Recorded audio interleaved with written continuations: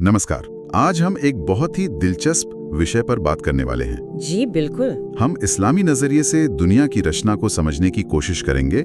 हमारे पास दो स्रोत हैं, अल्लाह की रचना अर्श से इंसान तक और अल्लाह ने दुनिया कैसे बनाई, एक इस्लामी व्याख्या। हाँ, और अच्छी बात यह है कि ये दोनों स्रोत ना एक मिलती जुलती कहानी ही बताते हैं। सही। तो हमारा मकसद है कि इन स्रोतों में जो रचना का क्रम बताया गया है और जो मुख्य ख्याल हैं उनको समझे। जी तो चलिए शुरू करते हैं। सोचिए वो वक्त जब कुछ भी नहीं था सिवाय अल्लाह के और उनके इल्म के। बिल्कुल, एकदम खाली। तो इन स्रोतों के हिसाब से सबसे पहली चीज क्या थी जो वजूद में आई? सबसे पहले दो चीजें बताई जाती हैं। एक तो अर्श यानी अल्लाह का सिंहासन और दूसरा पानी। अर्श और पानी। हाँ, और फिर ये बताया गया है कि अर्श को पानी पर कायम किया गया, मतलब स्थापित किया गया। ये एक तरह से अल्लाह की अजमत और कुदरत दिखाता है हर चीज से पहले। अच्छा, अर्श पानी पर, दिलचस्प। इसके बाद बनी कलम, मतलब लेखनी। कलम, लिखने वाली। जी, लिखने वाली। अल्लाह ने कलम को हुक्म दिया कि वो सब कुछ लिख दे जो भी कयामत तक होने वाला है। सब कुछ। और ये कहाँ लिखा गया? ये सब लिखा गया लोहे महफूज पर, एक तरह की सुरक्षित पट्टिका या तख्ती कह सकते हैं, जिस पर लिखा हुआ कभी बदलता नहीं। ओह, तो मतलब तकदीर, नियति, डेस्टिनी। हाँ, ये ख्याल तो रचना के बिल्कुल शुरू में ही आ गया। हाँ बिल्कुल, ये बहुत अहम नुक्ता है। मतलब इस्लामी नजरिए में ये अल्लाह की उनके हर चीज जानने पर, उनकी मुकम्मल योजना पर जोर देता है कि सब पहले से तय है। ये तो काफी गहरा विचार है। अच्छा, फिर इसके बाद हजारों साल गुजर गए ना, फिर आसमान और जमीन की बारी आई। सही कहा। इन स्रोतों के मुताबिक हजारों साल बाद अल्लाह ने आसमानों और जमीन को बनाया और ये काम 6 अय्याम में पूरा हुआ। ये 6 अय्याम ये हमारे वाले 24 घंटे के दिन है या कुछ और? देखिए, स्रोत ये बताते हैं कि जरूरी नहीं ये हमारे 24 घंटे वाले दिन हो। अय्याम का मतलब लंबे दौर, युग या कालखंड भी हो सकता है। अच्छा, युग। हाँ, और एक और दिलचस्प बात है, कुरान का हवाला देते हुए ये स्रोत बताते हैं कि आसमान और जमीन पहले जुड़े हुए थे, एक इकाई थे, जिसे रथ कहा गया। जुड़े हुए थे। जी। फिर अल्लाह ने उन्हें अलग किया, फाड़ दिया। इसे फताक कहते हैं। ये बात आज के कुछ वैज्ञानिक विचारों से मिलती जुलती सी लगती है, जो उस जमाने के लिहाज से बहुत बहुत आगे की बात है। कमाल है। अच्छा, और जीवन, जिंदगी का आधार क्या बताया गया? पानी। साफ तौर पर कहा गया है कि हर जानदार चीज पानी से बनाई गई है। पानी? हाँ, ये भी एक बुनियादी नुक्ता है। और इन्हीं 6 अय्यामों में, मतलब उन दौरों में, जमीन को रहने लायक बनाया गया। पहाड़ जमाए गए, मिट्टी बनी, नदियां बहने लगीं, पेड़ पौधे उगे, मतलब पूरा इकोसिस्टम। बिल्कुल।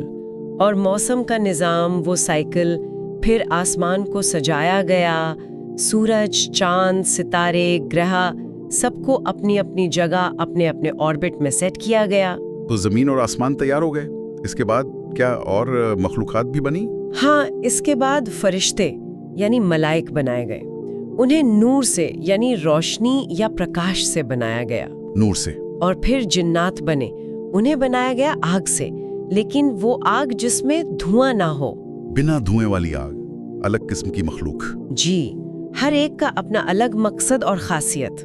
और फिर इन सब के बाद आई इंसान की बारी, आदम की। हाँ, फिर सबसे अहम तख्लीक मतलब इंसान, आदम की पैदाइश का जिक्र आता है कि उन्हें मिट्टी से बनाया गया। मिट्टी से? जी, पर वो कोई आम मिट्टी नहीं, एक खास किस्म का मुरक्कब जिसे गारा कह सकते हैं, और स्रोत उसे सलसालीन मिन हमाइम मसनून कहते हैं, यानी गूंजने वाली सड़ी हुई गारे से बनी मिट्टी।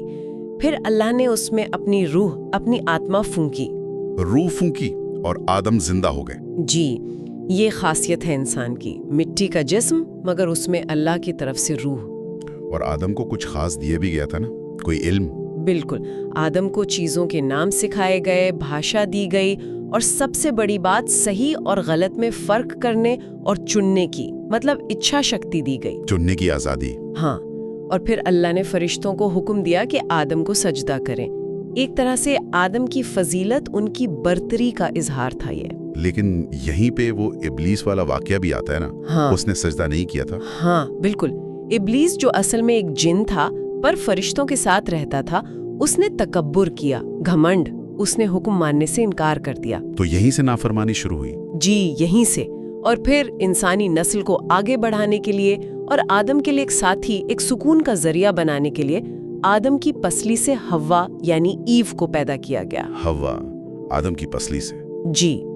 और फिर उन दोनों को जन्नत में यानी पैराडाइज में रखा गया। बस एक खास पेड़ का फल खाने से मना किया गया था। अच्छा, तो अगर हम ये पूरी कहानी देखें अर्श से लेकर इंसान तक, इसका निचोड़ क्या है? मतलब ये सब क्यों बनाया गया? देखिए, इन स्रोतों से जो बात उभरती है वो ये है कि ये पूरी रचना अल्लाह की हिकमत, उनकी समझदारी, उनकी प्लानिंग और उनकी रहमत यानी दया का सबूत है। हिकमत, योजना और रहमत। हाँ, हर चीज, अर्श, पानी, कलम, लौह महफूज, आसमान, जमीन, पहाड़, नदियाँ, फरिश्ते, जिन और आखिर में इंसान, सब एक बड़े मकसद, एक अजीम मंसूबे का हिस्सा हैं। तो ऐसा लगता है जैसे कायनात की हर चीज, हर जर्रा अल्लाह की कारीगरी की कहानी कह रहा है। बिल्कुल सही कहा आपने। यही वो केंद्रीय विचार है जो इन स्रोतों से हमें मिलता है। हर चीज एक मकसद के लिए है और अपने बनाने वाले की तरफ इशारा कर रही है। और ये बात हमें सोचने पर मजबूर करती है कि अगर हम सब, ये पूरी कायनात, उस एक महान निर्माता के इरादों की जीती जागती गवाही हैं, तो इस समझ का हमारी जिंदगी पर, हमारे जीने के तरीके पर क्या असर पड़ना चाहिए? ये एक गहरा सवाल है। हाँ, ये एक ऐसा सवाल है जिस पर शायद हमारे सुनने वाले खुद सोच विचार कर सकते।